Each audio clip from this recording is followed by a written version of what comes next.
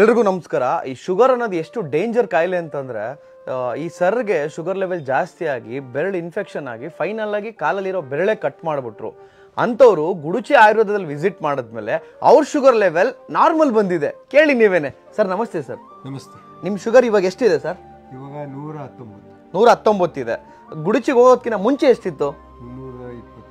320. ಎಷ್ಟು ವರ್ಷದಿಂದ ಶುಗರ್ ಇತ್ತು ಸರ್ ನಿಮಗೆ? 20 ವರ್ಷದಿಂದ ಶುಗರ್ ಇತ್ತು.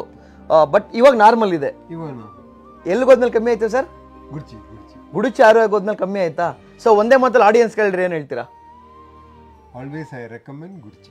ಸೊ ಕೇಳಿಸ್ಕೊಂಡ್ರಲ್ಲ, ದಯವಿಟ್ಟು ವಿಡಿಯೋ ಶೇರ್ ಮಾಡಿ. ತುಂಬಾ ಜನ ಶುಗರ್ ಪೇಷಂಟ್ಸ್ಗೆ ಈ ವಿಡಿಯೋ ಯೂಸ್ ಆಗುತ್ತೆ.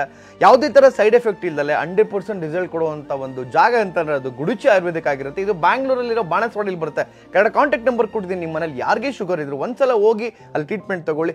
ನೆಕ್ಸ್ಟ್ ನಾನು ಈ ವಿಡಿಯೋ ನಿಮ್ಮ ಜೊತೆ ಮಾಡ್ತೀನಿ. ನಿಮ್ಮ ಶುಗರ್ ಲೆವೆಲ್ ಕಮ್ಮಿ ಆಯ್ತು ಅಂತ ಜನಕ್ಕೆ ಕೇಳೋಣ. ಓಕೆನಾ? ವಿಡಿಯೋ ಶೇರ್ ಮಾಡಿ. Thank you.